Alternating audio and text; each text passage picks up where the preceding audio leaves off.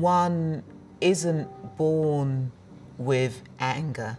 I tend to think of things like anger, stress, anxiety, depression as adaptive behaviors due to childhood conditioning. Our parents can pass on anger and hatred and fear to us. If you grew up in a country where there has been war on your doorstep, you are going to have fear, anger and hatred, and that's going to be passed on to your children.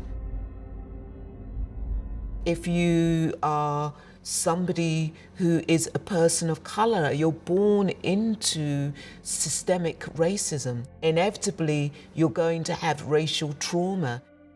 All of us experience trauma, no matter what form or race or gender that we are in. I grew up in an orphanage. As a child, often if we were caught talking at night, we would have to stand in the hallway with our hands on top of our heads, facing the wall. I spent a lot of time facing the wall with my hands on my head. And so I just naturally went into meditative spaces. And then I was incarcerated at the age of 15, and I did a lot of solitary confinement.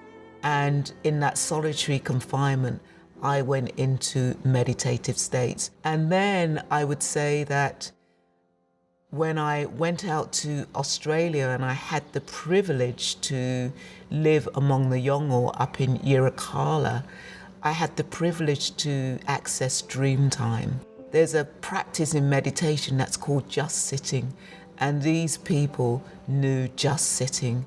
And that was it. I just knew that when I came back to England, I had to transform my life. And I came back with stillness. I didn't have to look anywhere. When I was ready, it was there for me.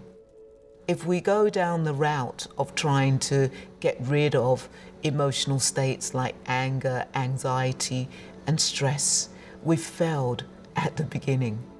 One will think, I will never ever have anger again. I will never have stress or anxiety again.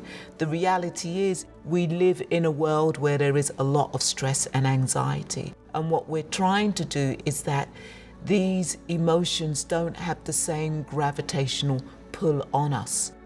And I say mindfulness is for everybody. The breath is our birthright, and mindfulness is about coming home to the body, coming home to the breath. If everybody in this world was in touch with the breath, it would be a completely different world.